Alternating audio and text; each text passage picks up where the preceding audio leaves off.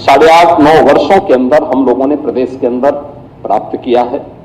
और मैं कह सकता हूं कि पिछले 9 वर्ष में उत्तर प्रदेश ने एक अपनी यात्रा तय की है।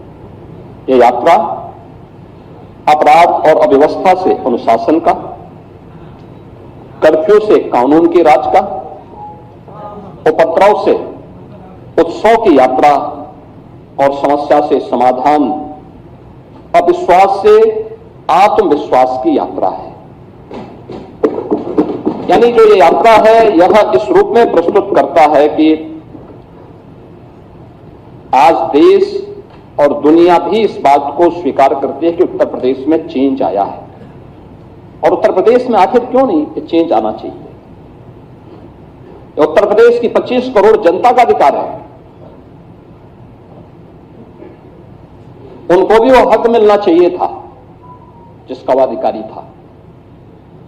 लेकिन दुर्भाग्य से अपने संकुचित एजेंडे को लेकर के चलने वाली सरकारों ने प्रदेश के भविष्य के साथ, यहां की जनता जनार्दन के साथ खिलवाड़ किया, उनके सामने पहचान का संकट खड़ा किया, प्रदेश को अराजकता, अव्यवस्था, अपराध का एक गढ़ बना दिया। कर्फ्यू यहां की पहचान बन गई थी। उन स्थितियों में या उत्तर प्रदेश जिसको हम भारत के शाश्वत मूल्यों के आधार भूमि मानते हैं, उस उत्तर प्रदेश में किस प्रकार की व्यवस्था थी यह हम सबने देखा है। लेकिन महोदय, आज मैं इस बात को कह सकता हूं कि डबल इंजन सरकार की स्पष्ट नीति, साफ नियत, सुशासन के प्रति प्रतिबद्धता के कारण आज हम लोगों ने उत्तर प्रदेश को बॉटलनेक से देश की अर्थव्यवस्था का एक ब्रेक थ्रू बनाने में सफलता प्राप्त की है। अब यूपी रेवेन्यू डेफिसिट से रेवेन्यू सरप्लस और उपद्रव से उत्सव प्रदेश के रूप में अपनी यात्रा को लेकर के मजबूती के साथ आगे बढ़ा है। और महोदय, मैं कह सकता हूं बजट का अवलोकन आप सबने किया होगा। अब मैं कह सकता हूं कि पिछले 11 वर्ष में देश ने जो यात्रा तय की है, आज देखिए दिल्ली में दुनिया का सबसे बड़ा EI इम्पैक्ट समिट आदरणीय प्रधानमंत्री जी के कर कमलों से उद्घाटन हुआ है। 5 दिनों तक देश दुनिया के 18 से अधिक देशों के राष्ट्राध्यक्षों की उपस्थिति में यह EI इम्पैक्ट समिट चल रहा है। आज की जो इमर्जिंग टेक्नोलॉजी है, इस पर भारत का फोकस कितना ज्यादा है, कैसे अपनी वर्तमान और भावी पीढ़ी के भविष्य के साथ एक बेहतरीन योजना के साथ भारत कार्य कर रहा है। और देश के अंदर जो परिवर्तन देखने को मिल रहा है, उसी परिवर्तन की आधारभूमि हम लोगों ने पिछले 8.5-9 वर्ष के अंदर उत्तर प्रदेश को बनाया है। आज उत्तर प्रदेश के अंदर दिखता है, उत्तर प्रदेश अब टेक्नोलॉजी, ट्रस्ट एंड ट्रांसफॉर्मेशन की एक त्रिवेणी बन करके देश और दुनिया के सामने उभरा है। ये त्रिवेणी हमारे लिए टेक्नोलॉजी, ट्रस्ट एंड ट्रांसफॉर्मेशन इसलिए भी महत्वपूर्ण है। हम इस बात को जानते हैं कि उत्तर प्रदेश की धरती प्रयाग मुख्यमंत्री योगी आदित्यनाथ को आप सुन रहे थे, जहां उन्होंने नाम लिए बगैर समाजवादी पार्टी की सरकार पर जमकर निशाना साधा। उन्होंने कहा कि पिछली सरकारों ने किस तरह से उत्तर प्रदेश को पीछे धकेल दिया था। यूपी अब उपद्रव से उत्सव प्रदेश बन चुका है। योगी आदित्यनाथ ने आज विधान परिषद में ये तमाम बड़ी बातें कही। पिछली सरकार ने यूपी को अपराध का गढ़ बना दिया था। हमने उत्तर प्रदेश के अंदर जो 2017 के पहले की नीतिगत उदासीनता थी, प्रशासनिक स्थिरता थी और उसको आज प्रदेश ने अनुशासन, निर्णायक नेतृत्व, स्पष्ट नीति और शुद्ध नियत से आज उसको नए रूप में प्रस्तुत करने का कार्य किया है। आज हम कह सकते हैं कि डबल इंजन सरकार के कार्यों का परिणाम है कि जन कल्याणकारी योजनाएं हैं, रोजगार सृजन के अभियान हैं, प्रदेश में इन्वेस्टमेंट के बेहतरीन डेस्टिनेशन के रूप में स्थापित करने का हो या सामाजिक सुरक्षा के माध्यम से उत्तर प्रदेश को सशक्त, सुरक्षित और आत्मनिर्भर बनाने की मुहिम उत्तर प्रदेश के अंदर देखने को मिल रहा है। महोदय, 2017 के पहले क्या स्थिति थी उत्तर प्रदेश में? 2017 के पहले सत्ता के संरक्षण में पल रहे गुंडे और माफिया सरकार का संचालन करते थे। गुंडा टैक्स और अवैध वसूली उत्तर प्रदेश की नियत बन चुकी थी। उत्तर प्रदेश को झकझोरता था, एक त्रिवेणी बन करके देश और दुनिया के सामने उभरा है। ये त्रिवेणी हमारे लिए टेक्नोलॉजी, ट्रस्ट एंड ट्रांसफॉर्मेशन इसलिए भी महत्वपूर्ण है। हम इस बात को जानते हैं कि उत्तर प्रदेश की धरती प्रयागराज की धरती है। प्रयागराज इसी उत्तर प्रदेश में है और प्रयागराज की पहचान मां गंगा, मां यमुना और मां सरस्वती की त्रिवेणी से भी है। उस त्रिवेणी का एक नया रूप उत्तर प्रदेश के अंदर आज हम सबके सामने टेक्नोलॉजी, ट्रस्ट एंड ट्रांसफॉर्मेशन के रूप में आज उत्तर प्रदेश के अंदर देखने को मिल रहा है। हमने उत्तर प्रदेश के अंदर जो 2017 के पहले की नीतिगत उदासीनता थी, प्रशासनिक स्थिरता थी और विकास विरोधी सोच थी, उसको आज प्रदेश ने अनुशासन, निर्णायक नेतृत्व, स्पष्ट नीति और शुद्ध नियत से आज उसको नए रूप में प्रस्तुत करने का कार्य किया है। आज हम कह सकते हैं कि डबल इंजन सरकार के कार्यों का परिणाम है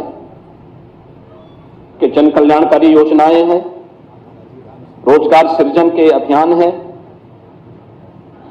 प्रदेश में इन्वेस्टमेंट के बेहतरीन डेस्टिनेशन के रूप में स्थापित करने का हो या सामाजिक सुरक्षा के माध्यम से उत्तर प्रदेश को सशक्त, सुरक्षित और आत्मनिर्भर बनाने की मुहिम या प्रभावी ढंग से आज उत्तर प्रदेश के अंदर देखने को मिल रहा है। महोदय, 2017 के पहले क्या स्थिति थी उत्तर प्रदेश में? 2017 के पहले सत्ता के संरक्षण में पल रहे गुंडे और माफिया एक समानांतर सरकार का संचालन करते थे। गुंडा टैक्स और अवैध वसूली उत्तर प्रदेश की नियत बन चुकी थी। One district one mafia Uttar Pradesh को झकझोरता था। कानून चंद हाथों की जागीर बन चुका था। कर्फ्यू और दंगा आम बात हो गई थी। पर्व और त्योहार आस्था नहीं, आशंका के केंद्र बन जाते थे। पुलिस का मनोबल टूटा था। न बेटी सुरक्षित थी, न व्यापारी सुरक्षित था। प्रदेश की छवि अराजकता और अस्थिरता का पर्याय बन गया था। महोदय, 2017 के बाद यही उपद्रवग्रस्त उत्तर प्रदेश आज उत्सव प्रदेश बन गया है।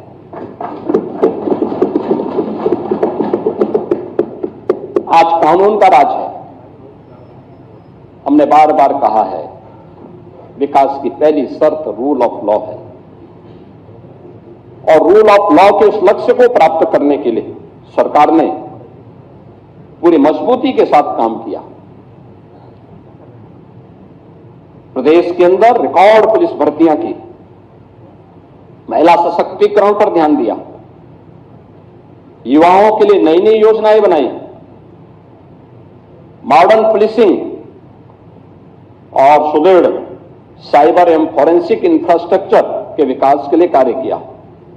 आज उत्तर प्रदेश के अंदर सुदृढ़ कानून व्यवस्था की स्थिति के कारण उत्तर प्रदेश अब फेयर जोन से फेक जोन में बदल गया है। अब उत्तर प्रदेश में भय नहीं बल्कि आस्था के कारण लोग उत्तर प्रदेश के अंदर आ रहे हैं और यह आस्था आज उत्तर प्रदेश के अंदर देखने को मिल रही है। अब कर्फ्यू कल्चर नहीं है, अब जीरो टॉलरेंस कल्चर ने उत्तर प्रदेश को एक नई पहचान दी है। अब दंगों की जगह फेस्टिव और टेम्पल टेक्नोलॉजी इकोनॉमी ग्रो कर रही है, यानी यहां पे ग्रो कर रही है। जो पहले उत्तर प्रदेश के अंदर एक भय की दंगों के कारण अव्यवस्था थी, आज उसकी जगह उत्सव है, यानी फेस्टिव एंड टेम्पल इकोनॉमी प्रदेश के अंदर ग्रो कर रही है। आपने देखा होगा महाकुंभ में 66 करोड़ से अधिक श्रद्धालुओं का आगमन। अभी प्रयागराज में माघ मेला संपन्न हुआ है, कल ही संपन्न हुआ है। कोई सोचता था प्रयागराज में माघ मेला में? कल्पवासी आते थे, पौष पूर्णिमा से माघ पूर्णिमा तक 1 महीने का उनका आगमन होता था। और कल ही प्रयागराज के महाशिवरात्रि के आयोजन में प्रयागराज में 40 लाख से अधिक श्रद्धालुओं ने त्रिवेणी में स्नान किया। इस पूरे माघ मेले में पहले कुल कुछ लाख श्रद्धालु आते थे, उसमें कल्पवासियों की संख्या ज्यादा होती थी। और इस बार माघ मेले में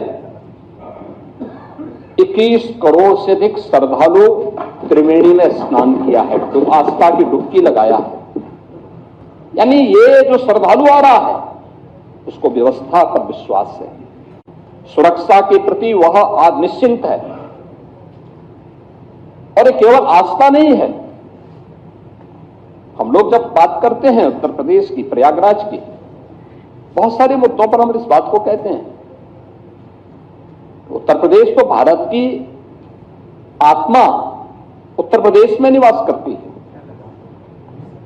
अयोध्या की मर्यादा है, काशी की शाश्वत चेतना है, मथुरा वृंदावन की भक्ति है, तो प्रयागराज की समरसता भी हम सबको त्रिवेणी हो या कुंभ या महाकुंभ इस अवसर पर देखने को मिलती है। और इसका परिणाम आज हम सबको देखने को वहां मिल रहा है। 2017 से कोई कॉमनल राइट्स नहीं यूपी के अंदर नहीं हुए हैं।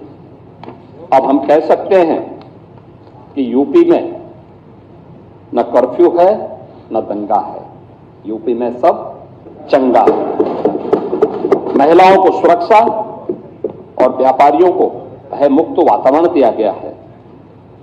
इन 8 वर्षों में 2,19,000 पुलिस की भर्ती, इनमें 20% महिला बेटियों के लिए आरक्षण, यानी हम लोग जब आए थे तब उत्तर प्रदेश पुलिस बल में कुल 10,000 महिला कार्मिक थे। आज इनकी संख्या बढ़कर के 44,000 से अधिक हुई है। पुलिस की क्षमता में अभूतपूर्व ट्रेनिंग क्षमता में अभूतपूर्व वृद्धि हुई है। मुझे याद है 2017 में हम लोग आए थे, हमें पुलिस की भर्ती करनी थी, राज्य के पास ट्रेनिंग की क्षमता नहीं थी। हम लोगों ने मिलिट्री, पैरामिलिट्री और अन्य राज्यों के ट्रेनिंग सेंटर हायर किए थे और इस बार 60,200 पुलिस कार्मिकों की भर्ती हुई है। इन सब की ट्रेनिंग हम उत्तर प्रदेश के स्वयं के ट्रेनिंग केंद्रों में, ट्रेनिंग सेंटर्स में उनकी ट्रेनिंग आज सफलतापूर्वक प्रदेश के अंदर हो रही है। आज पुलिस की अवस्थापना सुविधाओं में अभूतपूर्व परिवर्तन हुआ है। अब खपड़ेल के बैरक की जगह हाई राइज बिल्डिंग में पुलिस कार्मिकों के लिए बैरक बनाए गए हैं। 7 पुलिस कमिश्नरेट मॉडर्न पुलिसिंग का एक नया मॉडल प्रस्तुत कर रहे हैं। तो साइबर थाना और साइबर सेल इनकी पहचान को और तेजी के साथ आगे बढ़ा रहे हैं। फॉरेंसिक साइंस इकोसिस्टम, आधुनिक पुलिसिंग और वैज्ञानिक साक्ष्यों के लिए आज अनिवार्य है। 3 नए कानून लागू होने के बाद पूरे देश के अंदर 7 वर्ष से ऊपर की सजा के लिए फॉरेंसिक एविडेंस अनिवार्य किया गया है। और उस फॉरेंसिक एविडेंस के लिए अब सरकार ने तय किया है कि हम लोग प्रदेश के अंदर पहले केवल 2 FSL लैब थे, फॉरेंसिक जो लैब थी वो मात्र 2 थी। आज हम लोग पहले ही 12 लैब जो ये ग्रेड की है उनको प्रारंभ कर चुके हैं, 6 निर्माणाधीन है और सभी 75 जनपदों में 2-2 फॉरेंसिक वैन भी प्रदेश के अंदर आज फॉरेंसिक एविडेंस कलेक्ट करने के लिए आज संचालित हैं। 17 नगर निगम और गौतम बुद्ध नगर में सेफ सिटी की परियोजना लागू है। यूपी स्पेशल सिक्योरिटी फोर्स की 6 वाहिनियां प्रदेश के अंदर कार्यरत हैं और यूपी 112 जो इंटीग्रेटेड इमरजेंसी सेवा है, इनको भी हम लोगों ने प्रदेश के अंदर तेजी के साथ आगे दी है, इसके रिस्पांस टाइम को बेहतर किया है।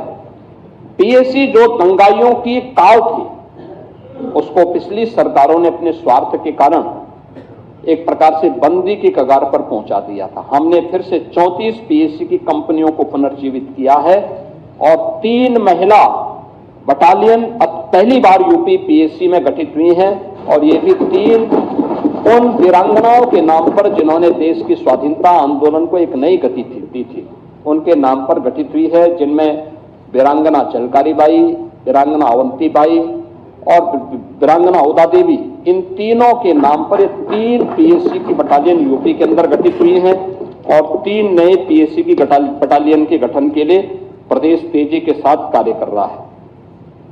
महोदय, प्रदेश अपनी विरासत पर गौरव की अनुभूति करता है। पूरा देश आदरणीय प्रधानमंत्री जी की प्रेरणा से अपनी विरासत पर गौरव की अनुभूति करता है और हम लोगों का मानना है कि विरासत से युक्त विकास ही एक उज्जवल भविष्य की एक आधारशिला होती है। लेकिन अपने राजनीतिक स्वार्थों के लिए अगर कोई उन आक्रांताओं को महिमामंडन करता है जिन्होंने भारत की आत्मा पर प्रहार किया, जिन्होंने भारत की आस्था को रौंदने का कार्य किया है, मुझे लगता है कि आज का नया भारत, आज का नया उत्तर प्रदेश, ये नए भारत का नया उत्तर प्रदेश इसको स्वीकार करने को तैयार नहीं है, कतई तैयार नहीं है। आप देखें किस प्रकार से, यानी आक्रांताओं को महिमामंडन करना, देशद्रोही तत्वों के समर्थन में बयानबाजी करना या राष्ट्रीय प्रतीकों के प्रति अपमानजनक टिप्पणी करना, ये किसी राष्ट्रद्रोह से कम नहीं। वंदे मातरम का 150वां वर्ष चल रहा है। कुछ लोग हैं उनमें राष्ट्रगीत, जिसे भारत के संविधान सभा ने सर्वसम्मति से सम्मान देकर के राष्ट्रगीत के रूप में प्रस्तुत किया और हम आभारी हैं प्रधानमंत्री मोदी जी के, जिन्होंने राष्ट्रगीत को अनिवार्य रूप से देश के अंदर लागू करने के लिए एक नोटिफिकेशन जारी करवाया। ये राष्ट्रगीत भारत के आन मान शान का प्रतीक है और भारतवासी को अपने पुरातन वैभव पर गौरव की अनुभूति करनी चाहिए और इन सभी प्रतीकों के साथ साथ राष्ट्र नायकों का सम्मान हम सब भारतीयों का दायित्व बनता है। अगर हम आक्रांताओं का महिमामंडन कर रहे हैं और राष्ट्र के प्रतीकों का, भारत के तिरंगे का, भारत के राष्ट्रगान का, भारत के राष्ट्रगीत का, भारत के महापुरुषों का अपमान कर रहे हैं, तो एक प्रकार से हम संविधान की अवहेलना कर रहे हैं। मैं पूछना चाहता हूं समाजवादी पार्टी और कांग्रेस से, एक तरफ संविधान के नाम पर जनता की आंखों में धूल झोंकने का कार्य कर रहे हैं और दूसरी तरफ वंदे मातरम जैसे राष्ट्रगीत का इनके द्वारा विरोध करवाया जा रहा है। इनके सदस्य धड़ल्ले से बोल रहे हैं कि हम वंदे मातरम के लिए खड़े नहीं होंगे, हम नहीं गाएंगे। क्या मतलब है इसका? यानी हिंदुस्तान में रहोगे और भारत के राष्ट्रगान और राष्ट्रगीत को गाने में आपको दिक्कत होती है, ये चीजें नहीं चल सकती हैं। ये भारत के संविधान निर्माताओं का अपमान है, ये बाबा साहब भीमराव अंबेडकर का अपमान है, क्योंकि उसी संविधान सभा ने, याद रखना, 24 जनवरी 1950 को वंदे मातरम को भारत के राष्ट्रगीत के रूप में मान्यता दी थी। और हर भारतीय का दायित्व बनता है हम भारत के इन प्रतीकों को पूरी तरह सम्मान दें। हम कोई भी ऐसा कार्य न करें। मुझे आश्चर्य होता है, समाजवादी पार्टी के लोग गाजी के मेले का समर्थन करते हैं। ये गाजी कौन था? ये गाजी जो भारत की परंपरा और संस्कृति को रौंदने के लिए आया था।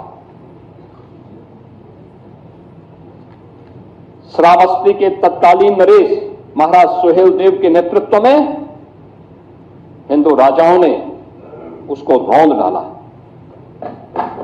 सम्मान महाराज सुहेलदेव को मिलना चाहिए था। और ये मुझे आनंद की अनुभूति होती है कि हमारी डबल इंजन सरकार ने महाराज सुहेलदेव के नाम पर बहराइच की चित्तौड़ा नामक स्थान पर महाराज सुहेलदेव का भव्य स्मारक बनाकर यह हमारी सरकार को गौरव की अनुभूति होती है कि महाराज सुहेलदेव के नाम पर एकमात्र विश्वविद्यालय यह हमारी डबल इंजन की सरकार ने बनाया है।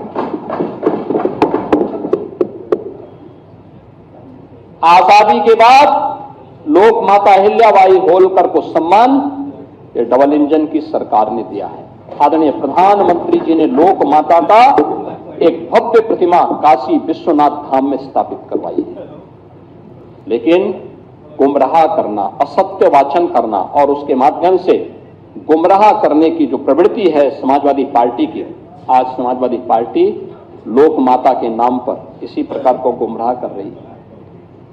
राम मंदिर का विरोध करते हैं, काशी विश्वनाथ धाम का विरोध करते हैं, क्या उस प्रकार के तत्वों को प्रश्रय देते हैं।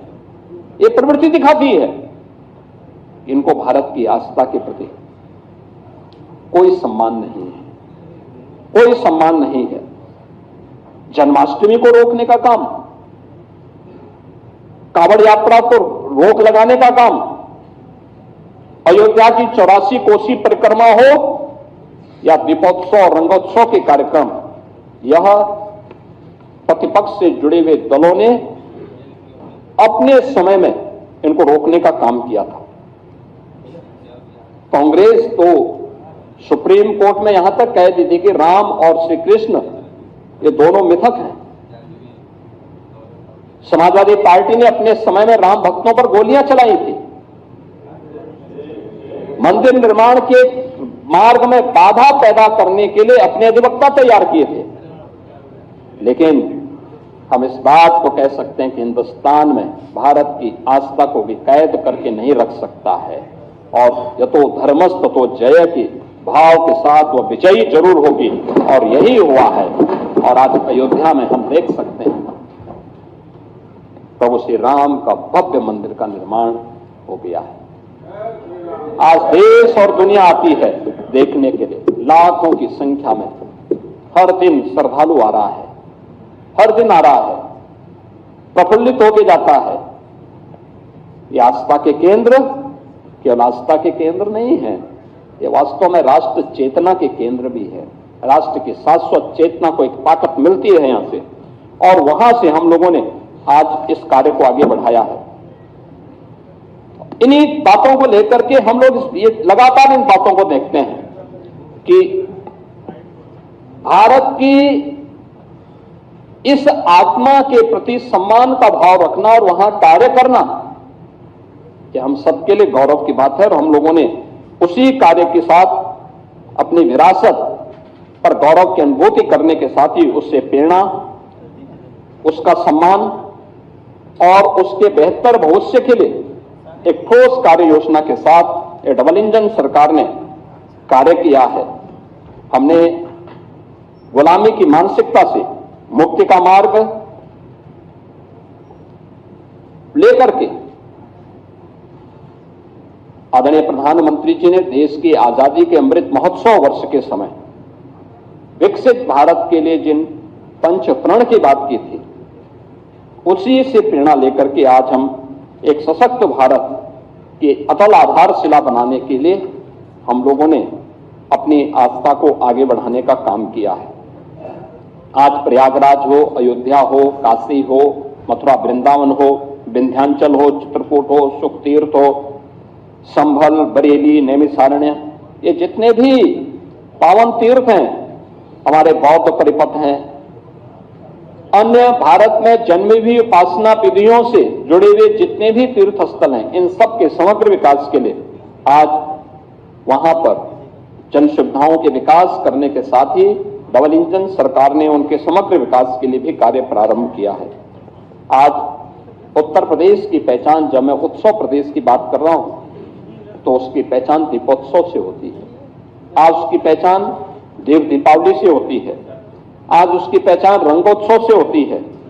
अब ये केवल एक आयोजन मात्र नहीं है, बल्कि यह भारत की आध्यात्मिक गौरव का एक वैश्विक उत्सव के रूप में इन्होंने अपनी एक पहचान बनाई है। कौन ऐसा भारतीय होगा जिसने अयोध्या के दीपोत्सव को, काशी के देव दीपावली को और मथुरा वृंदावन के रंगोत्सव के कार्यक्रम के साथ आत्मिक भाव के साथ में जुड़ा हो। महोदय, आस्था का सम्मान करने का परिणाम क्या है? यही उत्तर प्रदेश, जिसको बीमारू राज्य कहकर के लोग इसकी तौहीन करते थे, इसके बारे में हंसते थे, तमाम प्रकार की टिप्पणियां करते थे, और जब हम लोग 2017 में आए थे तब उत्तर प्रदेश की जो जीएसडीपी थी यह मात्र 13 लाख करोड़ की थी, और यानी 1947 से लेकर के 2017 तक इन 70 वर्षों में इस यात्रा को तय करने में समय लगे 70 वर्ष, और हमने अचीव किया मात्र 13 लाख करोड़ की जीएसडीपी। लेकिन बहनों, इसमें मैं कह सकता हूं कि 2017 के बाद मात्र 8 वर्ष के अंदर, 8-8.5 वर्ष के अंदर डबल इंजन सरकार ने इसमें 23 लाख करोड़ अतिरिक्त जोड़े हैं। अब उत्तर प्रदेश की अर्थव्यवस्था 36 लाख करोड़ की हो चुकी है। देश की जीडीपी में यूपी का जो योगदान था, जब ये देश आजाद हुआ था, यूपी का शेयर था 14%। लगातार घटते घटते घटते घटते 2017 तक आते आते यह 16-17 में आते आते 8% रह गया। अब फिर से इसको बढ़ा करके 9.5% तक पहुंचाने में आज सफलता प्राप्त हुई है।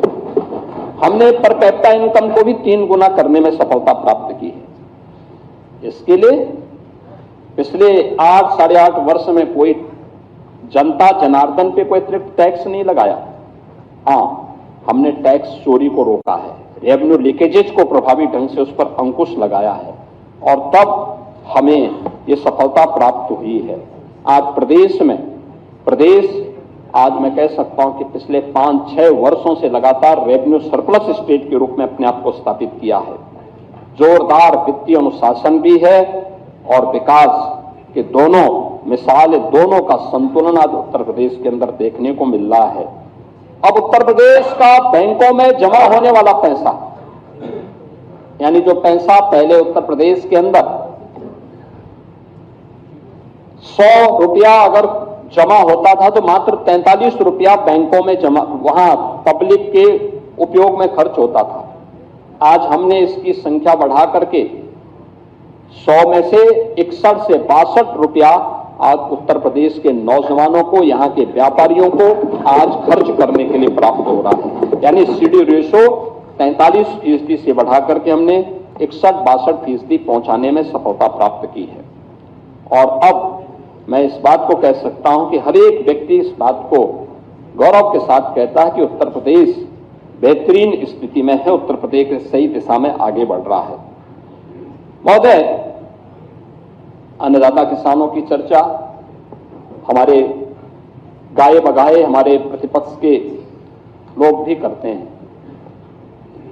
नियत उनकी साफ नहीं, क्योंकि उत्तर प्रदेश तो देश की सबसे बड़ी आबादी का राज्य भी है और सबसे अधिक खाद्यान्न उत्पादन भी करता है।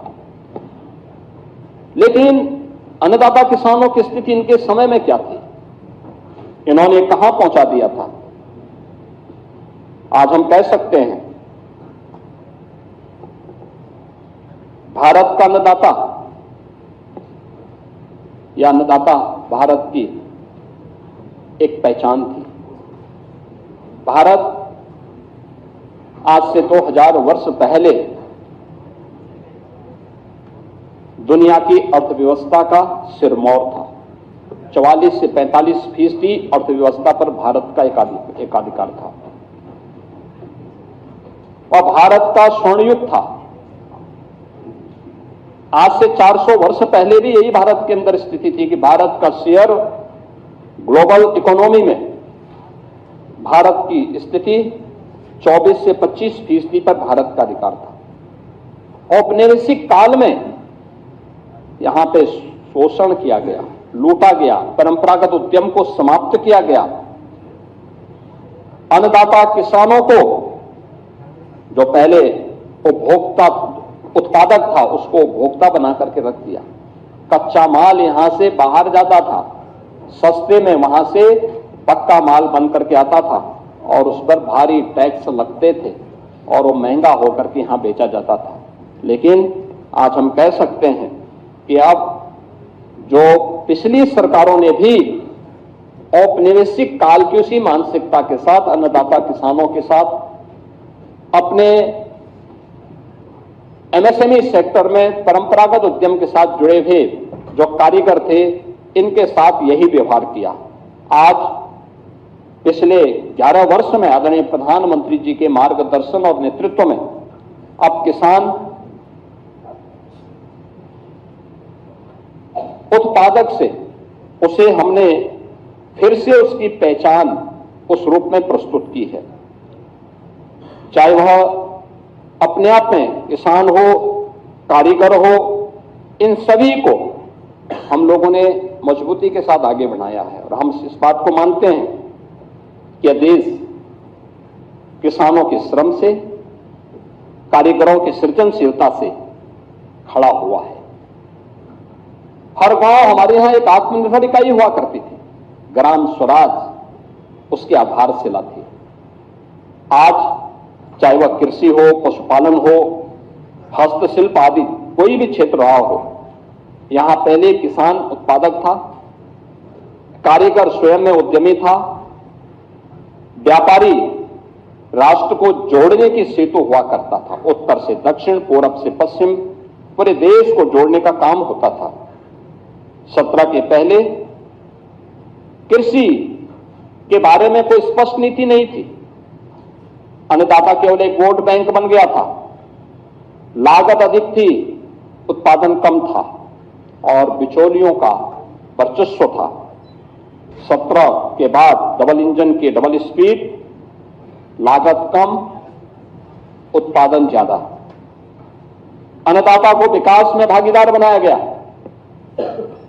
और अन्नदाता से उद्यमी बनने की एक कहानी आज उत्तर प्रदेश के अंदर देखी जा सकती है। जब हमारा अन्नदाता किसान एफपीओज के माध्यम से या जब गांव की एक महिला डोन दीदी के रूप में अपनी एक पहचान बनाती है, आज विकास की यात्रा में हमारा अन्नदाता किसान सक्रिय रूप से सहभागी बना है।